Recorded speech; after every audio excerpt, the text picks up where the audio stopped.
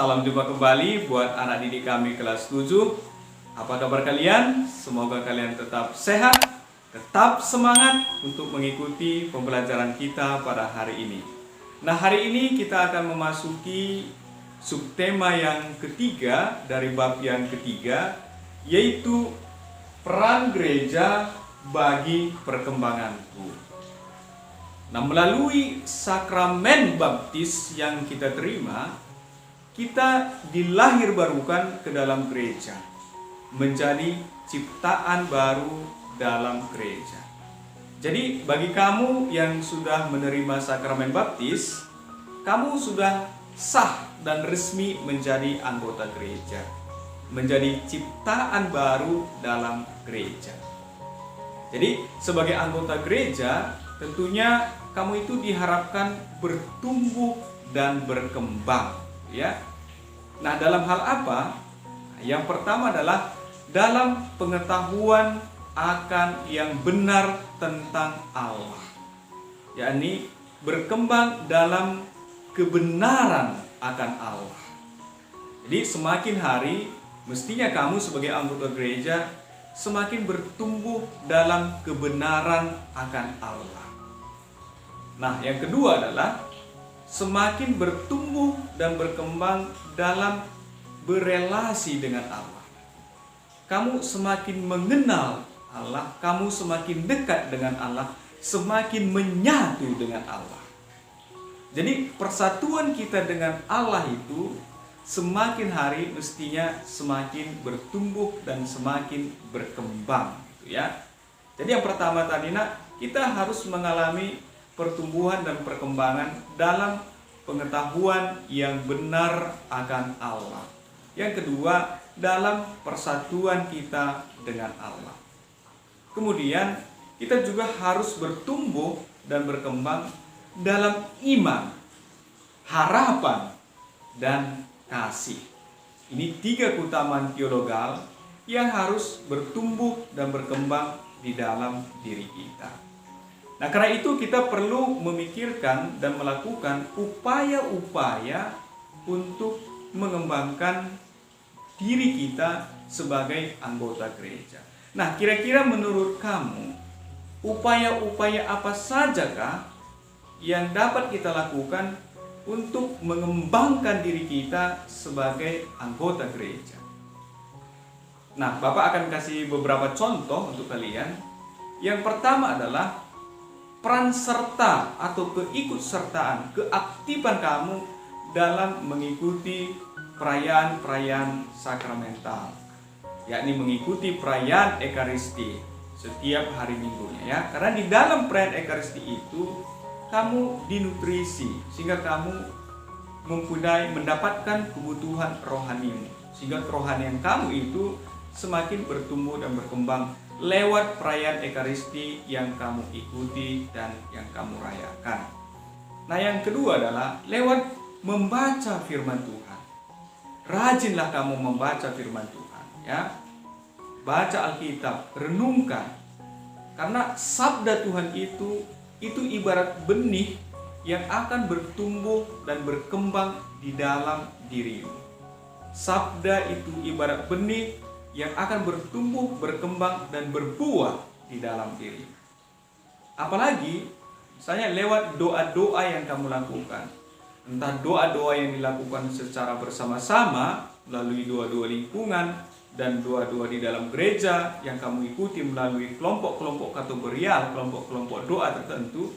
Dan bisa juga melalui doa-doa pribadi yang kamu lakukan. Jadi banyak usaha sebenarnya, banyak hal sebenarnya yang bisa kita lakukan untuk mengembangkan diri kita sebagai anggota gereja, ya. Nah, tetapi perkembangan kita sebagai anggota gereja ini, pertumbuhan dan perkembangan kita sebagai anggota gereja bukan tanpa tantangan. Jadi perkembangan itu ada tantangannya. Tantangan yang pertama itu, kalau kita baca Alkitab, kita akan menemukan bahwa ada iblis yang mengganggu pertumbuhan dan perkembangan rohani kita. Nah, di sini Bapak menunjukkan kepada kalian beberapa ayat atau kutipan kitab suci yang menunjukkan bahwa perkembangan rohani kita itu mendapat tantangan dari iblis, dari setan, ya. Karena ada kekuatan lain, yakni setan, yang tidak menginginkan kerohanian kita itu bertumbuh dan berkembang. Nah, selain itu apalagi, yakni dosa-dosa yang kita lakukan. Dosa-dosa itu semacam penghambat, racun yang menghambat perkembangan rohani di dalam diri kita. Nah, Bapak juga menunjukkan beberapa ayat kutipan kitab suci yang bisa kalian baca, bahwa kalian akan menemukan bahwa dosa-dosa itu menghambat perkembangan rohani kita. Nah, karena itu, supaya itu tidak terjadi di dalam diri kita, maka kita perlu menjaga hubungan dengan Tuhan, ya.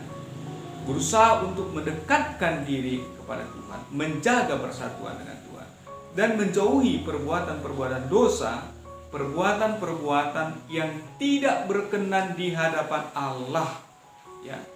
Sebaliknya, kita mencoba untuk mencari kehendak Allah dan melakukan kehendak Allah di dalam hidup kita. Nah, jadi sekali lagi, sebagai anggota gereja, kita harus bertumbuh dan berkembang, ya. Pertumbuhan dan perkembangan itulah yang diharapkan oleh Tuhan. Dan bahkan bukan hanya bertumbuh dan berkembang, kita juga diharapkan berbuah. Ya, persatuan kita dengan Tuhan akan membuat kita berbuah, ya.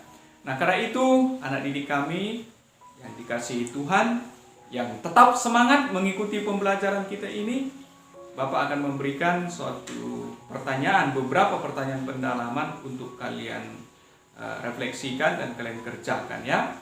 Nah, yang pertama, coba kalian tuliskan aktivitas-aktivitas apa sajakah, aktivitas-aktivitas gerejani yang pernah kamu ikuti di dalam gereja. Jadi yang pertama, kalian tuliskanlah aktivitas-aktivitas gerejani yang pernah kamu ikuti di dalam gereja.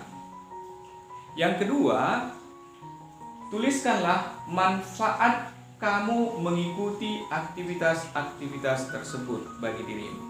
Apa manfaatnya bagi perkembanganmu dengan mengikuti aktivitas-aktivitas tersebut?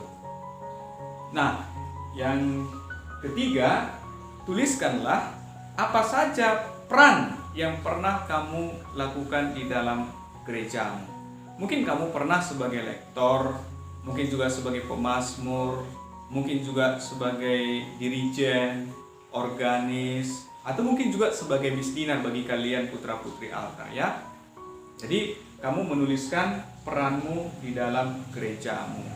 Atau bagi kalian yang Protestan misalnya, apa peran yang pernah kamu lakukan, jalankan di dalam gereja, ya.